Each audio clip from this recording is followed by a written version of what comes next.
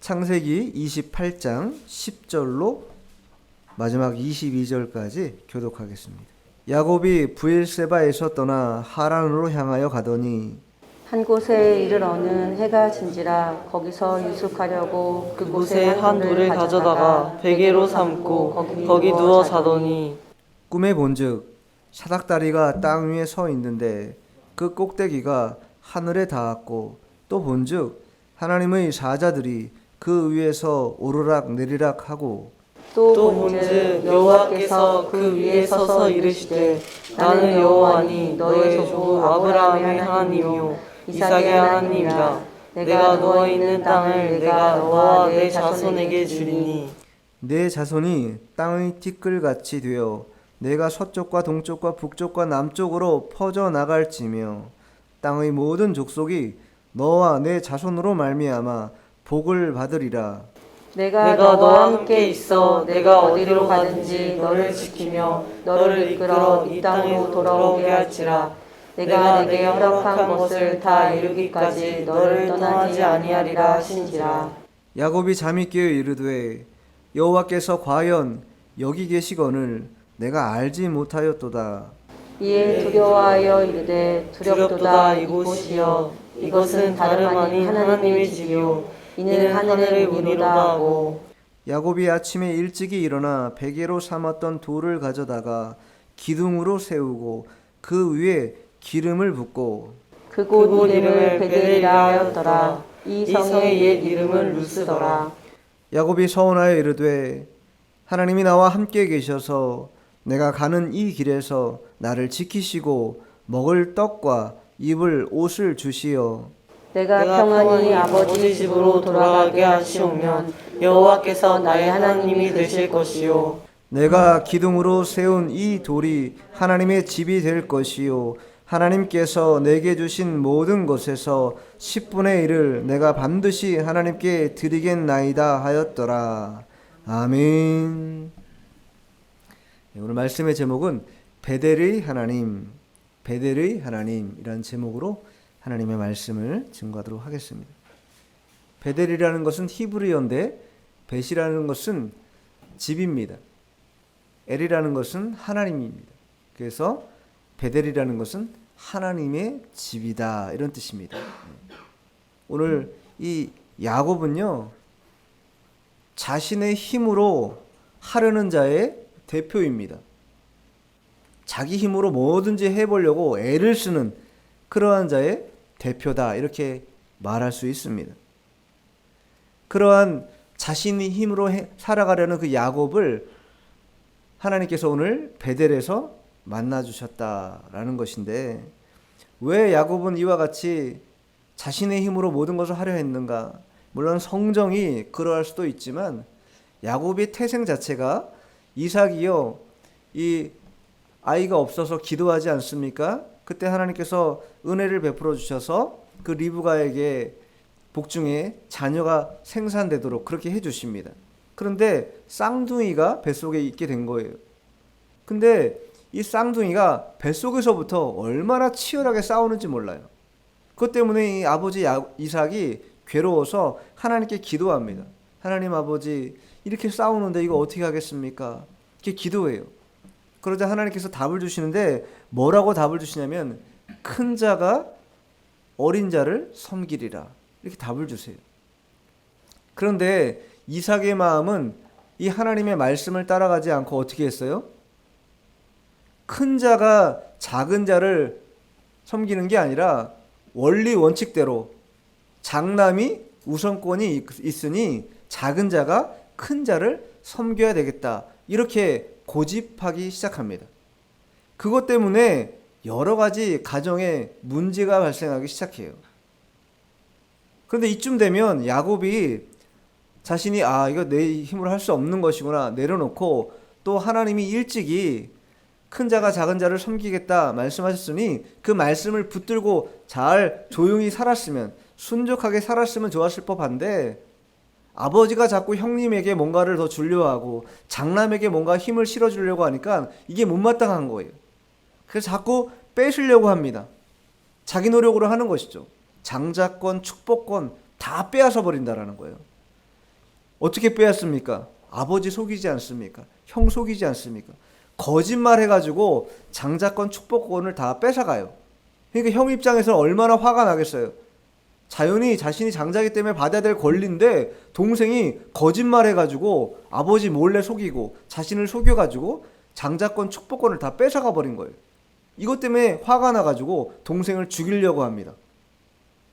가만히 놔둘 수 없겠다. 죽여야 되겠다. 그러자 오늘 본문이 벌어지는 거예요. 도망가기 시작한다라는 거예요.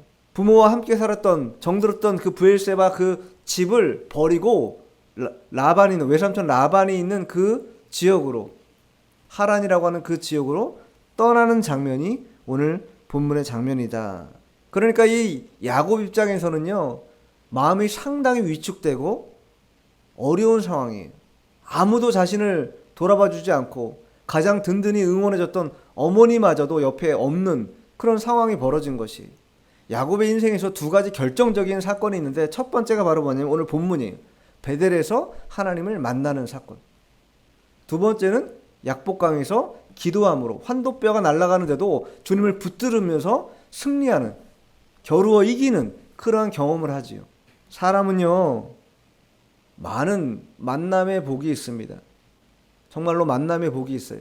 어떤 사람을 만났는데 그 사람이 나에게 내가 그 사람에 특별히 잘해준 것도 없는데 그 사람이 나에게 굉장히 큰 호의를 베푸는 경우가 더러 있기도 하고 주변에 이렇게 살아가다 보면 그런 만남의 일들이 아름다운 만남의 일들이 많이 있습니다.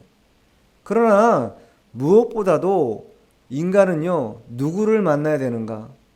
하나님을 만나야 된다. 하나님을 만나지 않고 나에게 호의를 베푸는 많은 사람을 내 주변에 많이 둔다고 해도 그 위로와 격려가 오래가지 못합니다.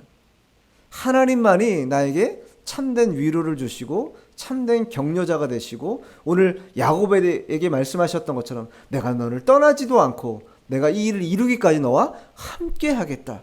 이렇게 장담해 주시고 말씀해 주시는 분이라는 거예요. 그러한 주님을 만나지 않고서는 우리의 인생에 온전한 것이라고는 찾을 수 없다.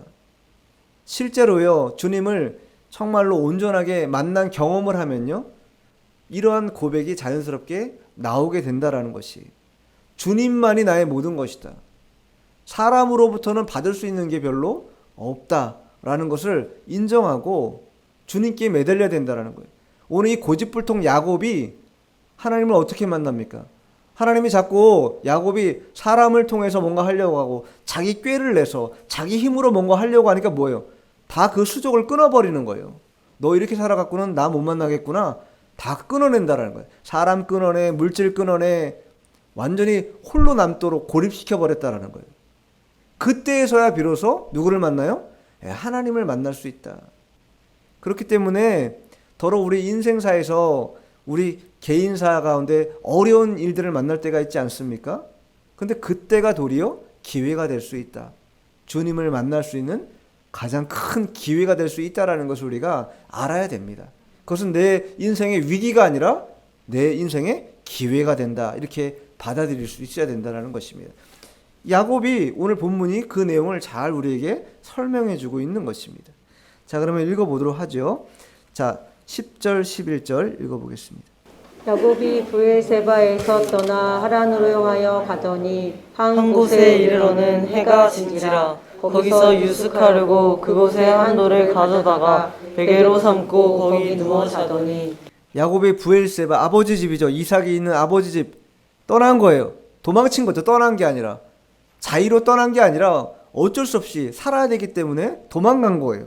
그래서 하란으로 향했다. 하란은 아까도 말씀드린 것처럼 외삼촌이 있던 라반 외삼촌이 있던 그 장소였습니다. 거기까지 지금 향하여 나아가는 길이에요. 그런데 나아가다가 한 곳에 이르렀다. 한 곳에.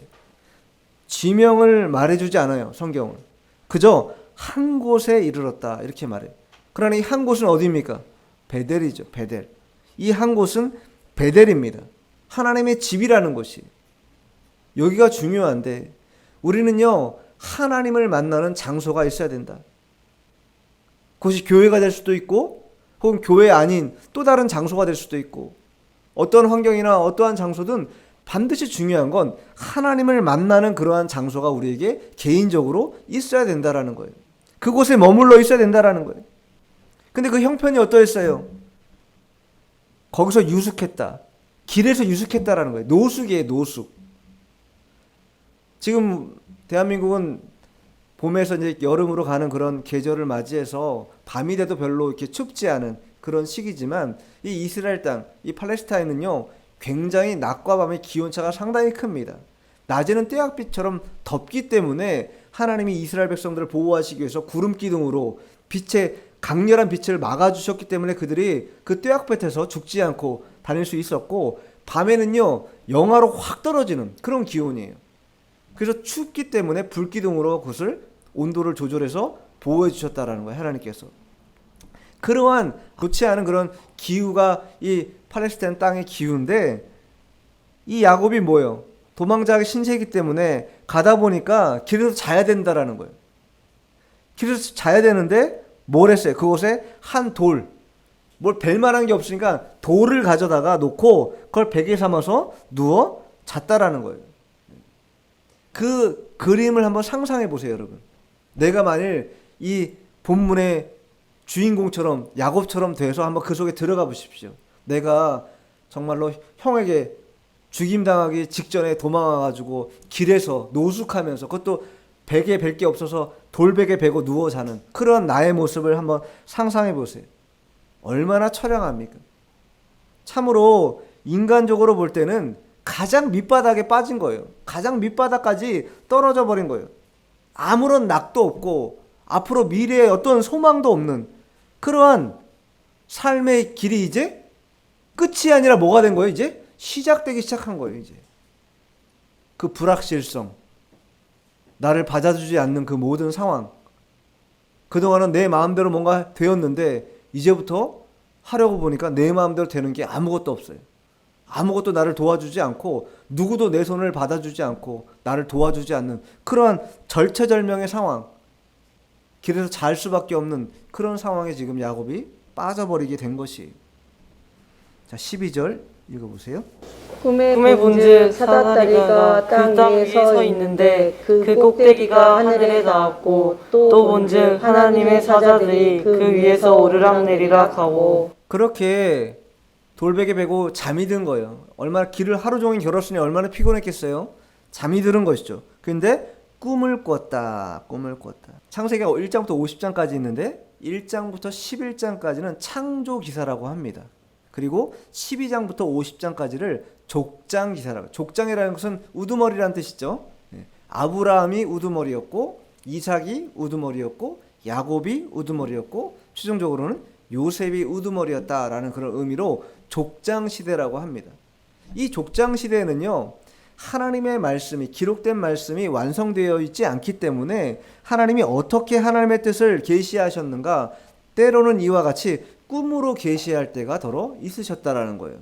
꿈에 현현하셔서 말씀하시기도 하고 꿈을 통해서 그 영혼에 대한 일들을 말씀해 주기도 하셨다라는 것이죠. 그러나 오늘날에는 이 계시가 완성되었습니다. 우리가 잘 알고 있는 것처럼 성경이라고 하는 이 기록된 말씀으로 완성되어 있기 때문에 하나님께서 하나님의 뜻을 대언하거나 나타내실 때에는요, 성경을 통해서 기록된 말씀을 통해서 행하시는 것이지 과거 족장 시대와 같이 꿈을 통해 실현하신다거나 그런 일은 드물다. 일반적인 하나님의 원리는 아니라는 거예요. 그렇다고 해서 하나님이 그렇게 못하실 분이냐? 그런 건 아니시죠. 오늘날에도 그렇게 하시고자 하시면 얼마든지 하실 수 있지만 대체적으로 그렇게 안 하시고 기록된 말씀을 통해서 하나님의 뜻을 구현해 내신다라는 거예요. 어쨌든 이 족장 시대에는 그러한 일들이 있었고, 이 꿈에 야곱이 무엇을 봤는가? 사닥다리가 땅 위에 서 있는데 그 꼭대기가 하늘에 닿았다라는 거예요. 근데 천사들이 오르락 내리락 계속 왔다 갔다 하고 있는 그런 일들, 이 꿈을 꾸게 된 것이, 사닥다리가 하늘과 땅에 연결되어 있는 이러한 꿈을 꾼 것이, 이 꿈은요, 장차 무엇을 우리에게 말씀해 주시는 거냐면 예수 그리스도를 우리에게 말씀해 주시는 것이다. 상징으로. 왜냐하면 사닥다리라는 건요, 어디와 어디를 맞대어서 뭐 하는 거예요? 중간자 역할을 하는 그런 도구잖아요. 사닥다리 자체가. 그런데 땅에서부터 하늘까지 닿았어요. 우리와 하나님의 관계가 그와 같이 너무나 높고 너무나 폭이 커서 닿을 수 없는 그런 존재라는 거예요. 근데 그 닿을 수 없는 존재를 누가 예수님께서 사닥다리와 같은 그러한 모습으로 우리에게 오셨다라는 것을 보여주고 있다라는 거예요. 그 사닥다리를 통해서 하나님 나라에 들어갈 수 있게 되었다라는 것이죠. 중보자이신 예수님을 우리에게 예표하는 그러한 꿈을 지금 누가 꾼 것입니까? 야곱이 꾸고 있다, 이것이. 하나님의 사자가 사닥다리를 오르락내리락 했다는 게 뭐냐면 하나님의 구원 사역을 그 천사들을 통해서 뭐하고 있다? 계속 행하고 있다라는 거예요. 지금 하나님이 누구를 구원하려고 지금 그런 꿈을 꾸게 하신 거예요? 야곱을 구원하기 위해서.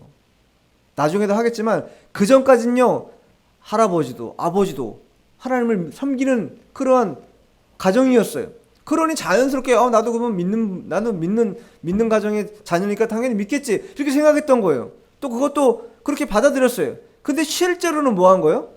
주님을 인격적으로 만나지 못한 거예요. 주님을 온전히 만나지 못한 것이.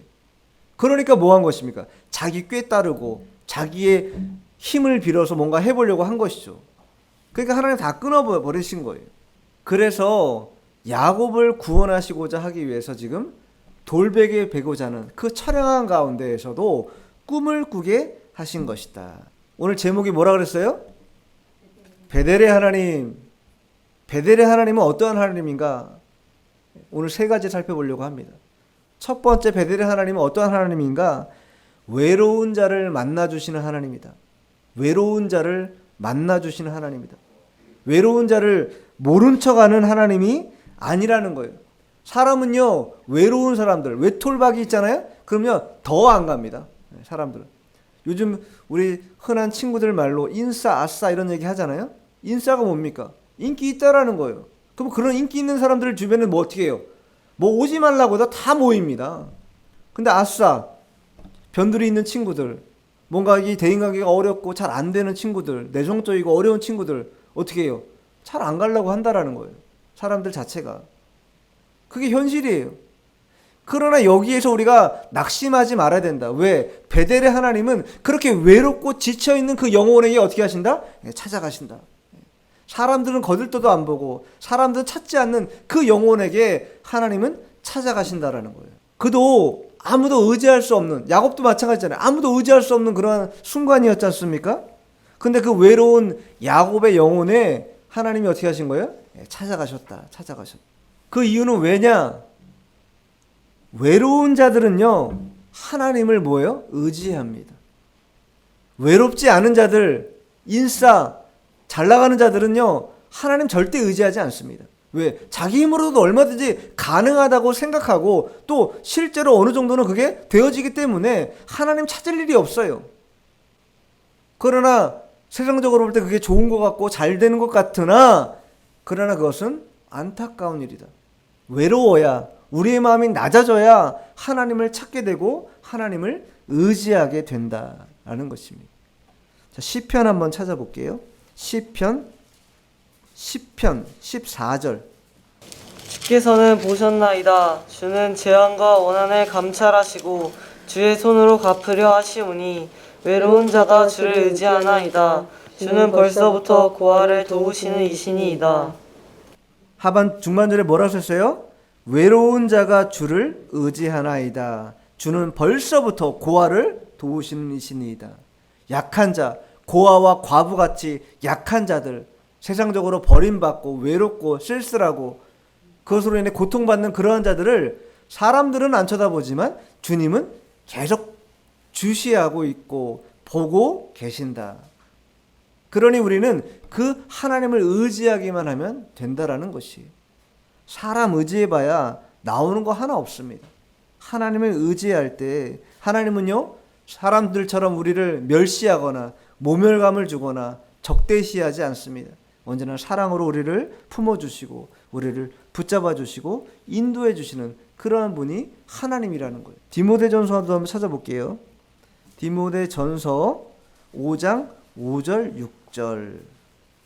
참 과부로서 외로운 자는 하나님께 하나님께 소망을 두어 주야로 항상 간구와 기도를 하거니와 향락을 좋아하는 자는 살았으나 죽었느니라. 참 과부라고 말하고 있어요. 그러면서 과부라는 것 자체가 외롭다라는 것을 상징한다라는 것처럼 말하고 있는데, 어쨌든 중요한 건 외로운 자는 하나님께 뭘 두어야 된다라는 거예요? 소망을 두어야 한다. 외로운 자들은 하나님께 소망을 두어야 하고 주야로 항상 간구와 기도를 해야 한다라는 거예요. 외로운 자일수록 하나님을 더 의지하고 더 기도하고 더 간구해야 된다. 근데 그 반면에 참 가부가 아닌 자들은 어떻게 한다? 향락을 좋아하는 자들이 있다라는 거예요. 향락을 좋아하는 자들은 뭐라고 써 있어요? 하반절에 살았으나 죽은 자라는 거예요. 겉으로는 사는 것 같으나 향락을 즐기고 좋아하는 것들, 그러한 자들은 죽은 자와 똑같다라는 거예요.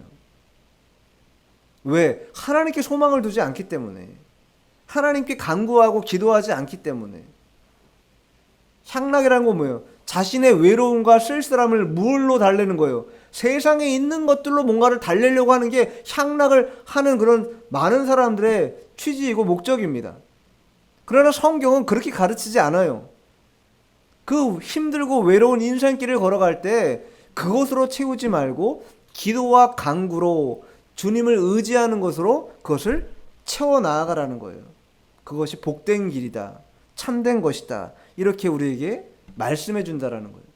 베델의 하나님은요, 이와 같이 외로운 자를 만나 주시는 하나님입니다.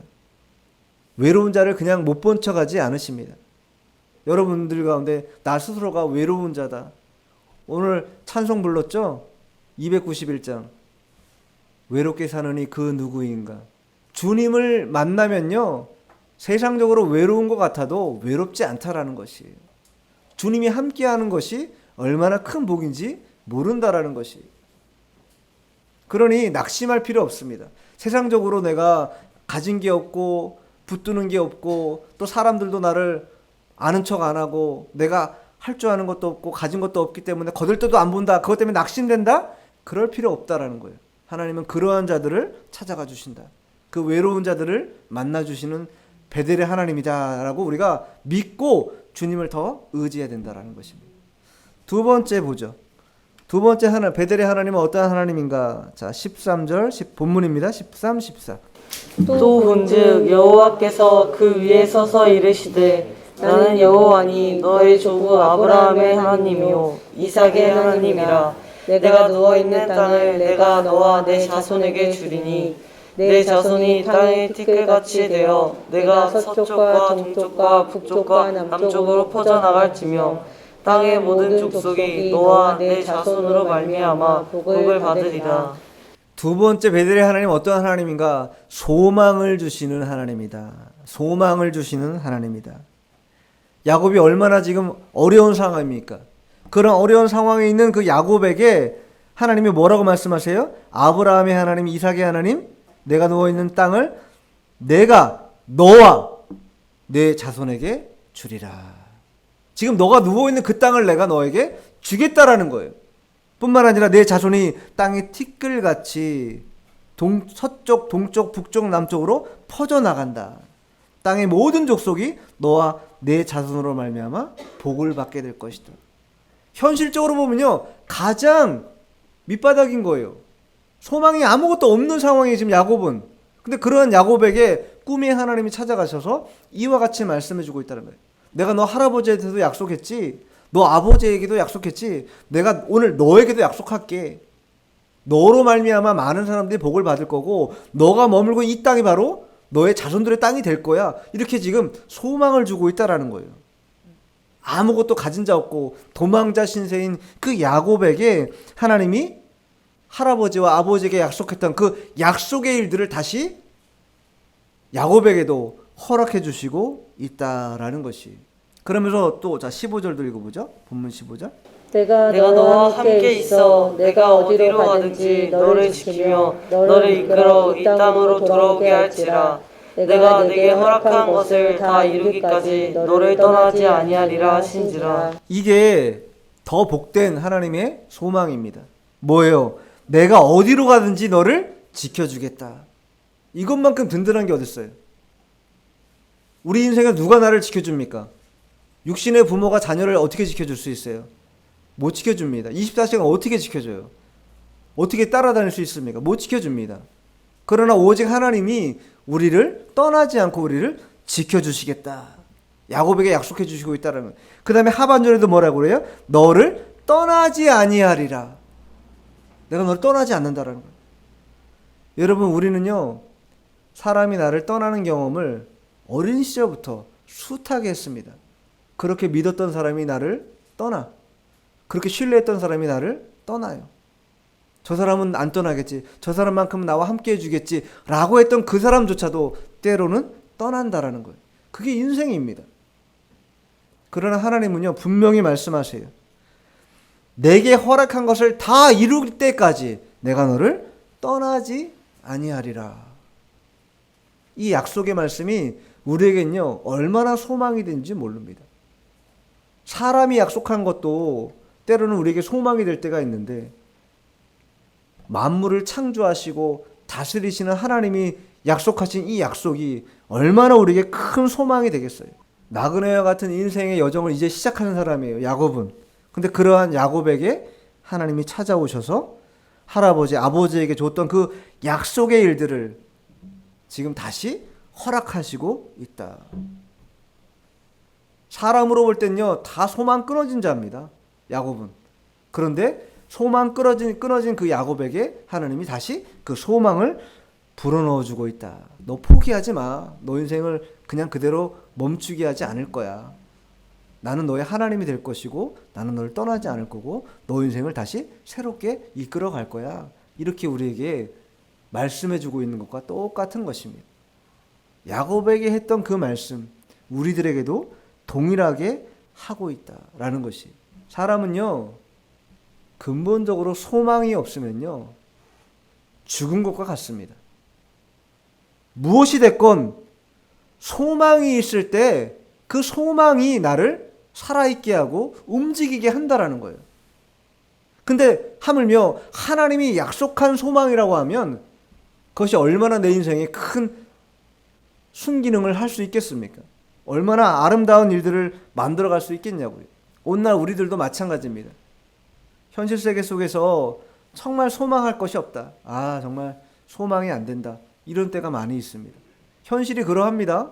그러나 그렇다고 해서 소망을 완전히 내려놓아서는 안 된다. 소망을 가져야 된다. 작은 불꽃이라도 그것을 태워서 어떻게 해서든 활활 타오를 수 있도록 하게끔 하는 그러한 하나님의 은혜와 의지가 있다는 것을 우리가 믿고 작은 소망이라도 붙들 수 있어야 된다는 거예요. 그 소망 없으면요, 당장 우리는 힘들다라는 거예요. 저희 교회가 세워진 지 이제 4년 반 정도 됐습니다. 처음에 개척교회 할 때 힘이 들죠. 지금도 뭐 안 힘든 건 아닙니다. 여전히 힘이 듭니다. 그러나 어떻게 주의 종이 이 어려운 이 개척의 이 일들을 감당할 수 있었는가? 바로 이거예요, 이거. 소망이 있기 때문에 그냥 오늘도 견디고 인내하고 참고 가는 것입니다. 소망이 없으면요, 미래가 없는 것이잖아요. 아무것도 없는 것이에요. 그냥 깜깜한 것이에요. 아, 그냥 내 인생은 이렇게 그냥 불꽃이 사그러지는 것처럼 그냥 사그러지는 모양이구나. 이렇게 받아들일 수 있다라는 거예요. 뭐 없으면, 소망이 없으면 그렇다라는 거예요. 그러나 그렇지 않다라는 것입니다. 끝까지 소망을 붙들어야 된다라는 거예요. 하나님은 살아계신다. 하나님은 행하신다. 하나님 역사하신다. 이 믿음을 가지고 계속해서 우리가 이 소망을 놓지 않고 붙잡을 때 하나님은요, 그 소망을 불꽃처럼 타오르게 하시는 때를 우리에게 만나게 해주신다라는 거예요. 세상에 많은 일들이 있습니다. 교회도 많아요. 많은 사람들이 얘기합니다.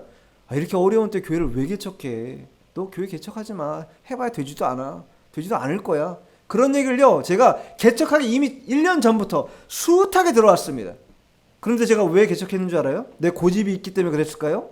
아니요. 하나님이 약속한 그 소망이 나에게 있었고 또한 이 마지막 때에 하나님의 진리의 말씀만 온전히 선포하는 그런 교회를 세워야 되겠다는 그런 굳은 하나님의 소망을 나에게 하나님이 허락해 주셨기 때문에 나는 오늘도 그것을 꼭 붙잡고 어떻게 해서든 하나님이 이끌어 가신다는 그 믿음을 가지고 해야 되겠다. 그래서 한 거예요. 그리고 이제까지 왔습니다. 만약 하나님이 그런 소망을 나에게 주지 않았다면 중도에 벌써 포기해도 벌써 포기했을 것입니다. 그러나 베델의 하나님은요, 우리 인생을 그렇게 포기하도록 그렇게 놔두시는 분이 아니라는 거예요. 내가 너 인생을 그렇게 포기하지 않게 하겠다라는 거예요. 내가 너의 그 심장에 작은 것이라도 소망을 불어넣어서 너가 다시 일어나게 하겠다. 일어나게 하겠다라는 거예요. 참된 것으로 일어나게 하겠다. 로마서 한 군데 찾아볼게요. 로마서 8장 18절. 생각하건대 현재의 고난은 장차 우리에게 나타날 영광과 비교할 수 없도다. 현재의 고난은 장차 우리에게 나타날 영광과 비교할 수 없다. 이 현실 세계에서 당하는 여러 가지 어려움과 고통과 환난의 일들이 있다 할지라도 이것을 뒤로 하고 이제 우리가 나아가는 그 구원의 서정의 마지막 단계에 들어가는 영화로움에 들어가면 그 영화로움에 들어간 그 영광이라는 것은 이전에 있었던 그 모든 아픔과 슬픔과 고통을 다 상쇄하고도 남음이 있을 만한 그런 영광스러운 일이라는 거예요. 우리는 그것을 소망하며 이 땅을 살아야 된다. 바울이 말하고 있는 것입니다. 이 땅에서의 뭔가 영화로움을 맛보는 거, 그건요, 안개와 같은 것이라고 성경이 말합니다. 다 사그러지고 없어지는 것이. 영원한 것에 대한 소망, 영원한 하나님 나라를 소망하는 그러한 참된 소망이 우리 가운데 있을 때 이 땅에서도 소망 가운데에서도 멈추지 않고 한 걸음씩 우리의 인생을 펼쳐갈 수 있게 되는 것이다. 그래서 베델의 하나님은 소망을 주시는 하나님이다. 이렇게 말할 수 있는 것입니다. 자, 마지막 세 번째. 야곱이 잠이 깨어 이르되 여호와께서 과연 여기 계시거늘 내가 알지 못하였도다. 네, 아까 말씀드렸죠. 잠이 깨었어요, 야곱이. 그제서야 깨달은 거예요. 아, 그 이전에도 할아버지 때도 아버지 때도 하나님을 알았는데 그때는 뭘 어떻게 알지 못한 거예요? 경험적으로 알지 못했어요. 지식적으로만 알고 있었어요. 그래서 이 알다라고 하는 이 단어가 히브리어로 야다인데 야다라는 건요, 은밀한 관계를 뜻하는 것입니다. 은밀한 관계.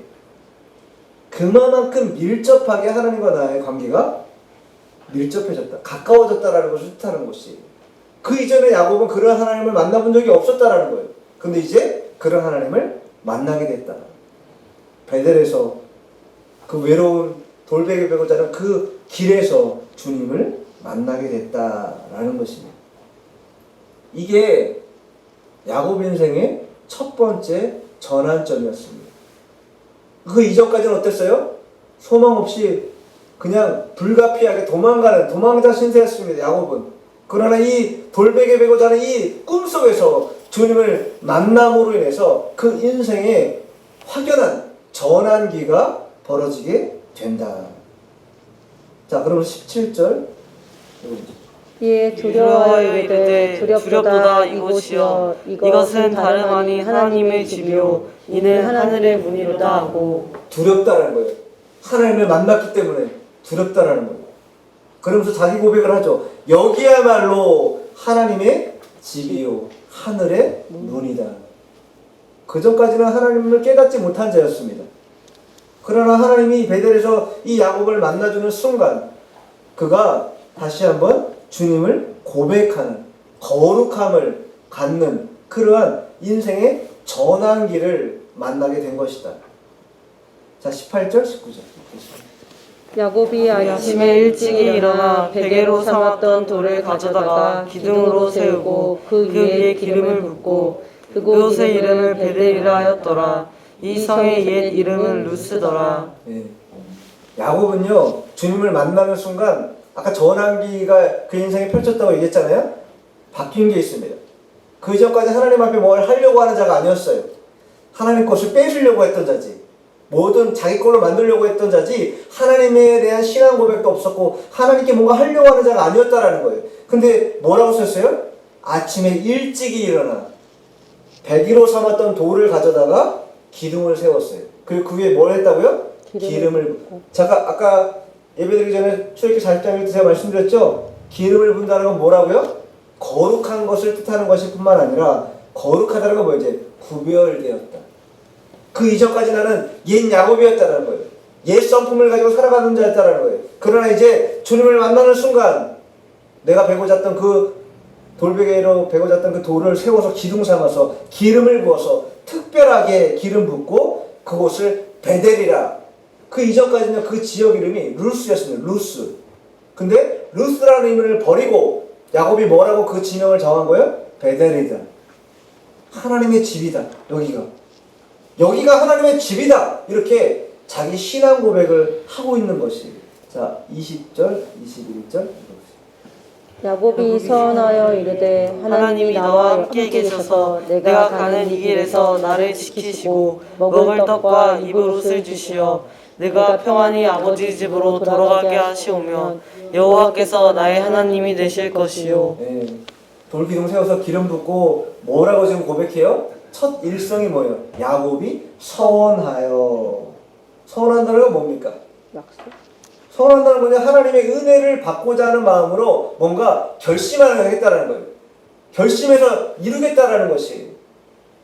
그걸 지금 뭐 하고 있는 거예요? 야곱이 하고 있다라는 거예요. 그러면서 20절 하반절에 뭐라고 써 있습니까? 그 이전에는요, 야곱은요, 하나님이 자신과 함께하고 있다는 것을 알지 못했어요. 그러나 베델에서 주님을 만나는 그 이후부터 뭐라고 해요? 하나님이 나와 함께 계신 것을 확신합니다. 그리고 두 번째 그 하반절이 더 중요한데, 내가 가는 이 길에서 나를 지키시고 나와 함께하기 때문에 하나님 나를 지켜주실 것이고, 또 그들이 뭘 할 수 있습니까? 먹을 떡과 입을 옷을 주시오. 그 이전까지 야곱은요, 자기 손으로 해야 되는 사람이었습니다. 자기 노력으로 뭔가 이뤄낸 그런 자였어요. 그러나 야곱은 완전히 바뀝니다. 먹을 떡과 입을 옷을 주시는 분이 있다라는 거 없다라는 거예요. 있다라는 걸 깨달은 거예요. 내가 그동안 해석한 걸로 여겼는데 그게 아니라 하나님이 먹을 떡도 주시고 입을 옷도 주시고 쉴 곳도 주시는 분이 누구이신가? 하나님이라는 것을 알게 된 거예요. 그래서 서원한 것입니다. 베델의 하나님은 그래서 마지막 세 번째 뭐냐? 서원을 들어주시는 하나님입니다. 서원을 들어주시는 하나님. 우리가 하나님 앞에 선한 서원을 할 수 있어야 됩니다. 전도서 5장에 보면 우리가 말을 급하게 내면 안 된다. 진중해야 된다. 이렇게 말하는 그런 말씀이 있는데, 선한 결심은요, 우리를 동기부여를 시키게 합니다.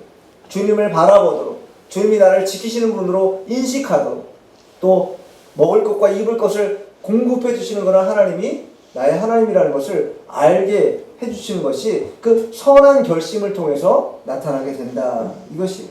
그러니까 21절에 뭐냐, 하반절에 여호와께서 나의 하나님이 되실 것이다. 그렇게 하실 때 여호와 하나님 나의 힘이 되실 것이다. 나의 모든 것이 되신다. 그 시절까지 하나님 거들떠도 안 보던 야곱이었습니다. 그러나 베델에서 주님 만나는 순간 자기가 결연하게 헌신하겠다. 하나님이 나의 온전하신 하나님이다. 이렇게 서원하고 있다는 거예요. 자, 마지막 절 22절. 내가 기둥으로 세운 이 돌이 하나님의 집이 될 것이요 하나님께서 내게 주신 모든 것에서 10분의 1을 내가 반드시 하나님께 드리겠나이다 하였더라. 나의 결심하는 거예요. 하나님이 공급자시니 공급하신 분, 그 공급하시는 분에게 내가 10의 하나를 드리겠다. 또한 이 돌을 세운 이곳이 하나님의 집이 될 것이다. 이렇게 서원하고 있다는 거예요. 그 서원을 하나님 들어주셨을까요? 안 들어주셨을까요? 다 들어주십니다. 다 들어주십니다. 그가 하란에 가서 20여 년간 고생했지만 다시 브엘세바로 돌아오게 하시고, 물론 중간에 세겜에 정착함으로 여러 가지 우여곡절이 있었지만 결국은 브엘세바 와서 다시 어떻게 합니까? 베델에 가서 하나님 앞에 제단을 쌓고 예배드리지 않습니까? 결국은 20여 년 지나서 하나님이 그동안 그를 어떻게 한 거예요? 지켜주신 것이, 그 험한 상황 속에서 그를 떠나지 않으신 것입니다. 베델의 하나님은 그와 같은 하나님이시다. 외로운 자를 만나주신 하나님, 세상 사람들이 줄 수 없는 평안과 위로를 주시는 그 하나님이 외로운 자에게 찾아가서 만나주신다. 또한 두 번째는 소망이 없는 그러한 시대를 살아가는 자들에게 소망을 주시는 하나님이 베델의 하나님입니다. 마지막 세 번째, 서원을 응답해 주시는 그런 하나님, 바로 베델의 하나님이다. 오늘 야곱을 통해서 하나님 우리에게 주시는 말씀입니다. 우리 또한 야곱 같은 인생입니다. 성경에 보면요, 야곱에 대해서 버러지 같은 인생이다 이렇게 표현합니다. 그만큼 인생이라는 거예요. 사람이라는 것입니다. 하나님 모려하지 않고 여전히 사랑을 따라가고, 그러한 야곱에게 하나님 찾아주시고 만나주셔서 우리가 외롭지 않도록, 우리가 소망이 있도록, 또 서운한 것을 다 갚을 수 있도록 그렇게 능력을 주시는 분이 우리 하나님 되심을 알아야 되겠습니다. 기도하겠습니다.